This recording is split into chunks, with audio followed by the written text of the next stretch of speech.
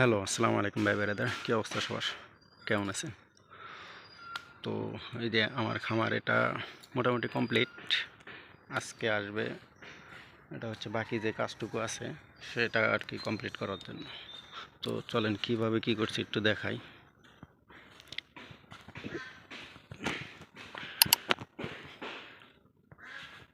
এটা হচ্ছে এই পাশে দুইটা রুম হবে।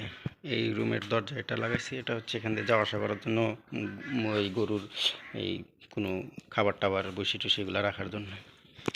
আর এই যে এটা হচ্ছে আমার গরুর রুম। এখান দিয়ে যাতে এখানে এই পাশে আসা যায় সেজন্য এইখানে দরজাটা লাগানো হয়েছে আর কি। আর এটা হচ্ছে গরু বের করার জন্য এই দরজাটা।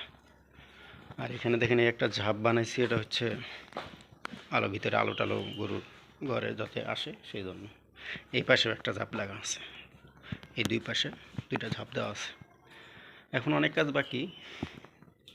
আজকে যে মিস্ত্রি আসবে এই যে এই লাইনটা, এগুলা যেগুলা টুকিটাকি কাজ আছে ওগুলো মোটামুটি সব কমপ্লিট হবো আজকে। আর গরুর যে গোড়া বলে থাকে, এটা গোড়া ঢালাই এগুলো হয়তো শনিবারে কথা হলো, দেখি শনিবারে করা যায় কিনা এটা। তো আজকে এই পর্যন্তই। আর সামনে কীভাবে কী করা হয়, গরুর গোড়া কীভাবে করি, ইনশাল্লাহ সব ভিডিও আগামীতে দিয়ে দেব।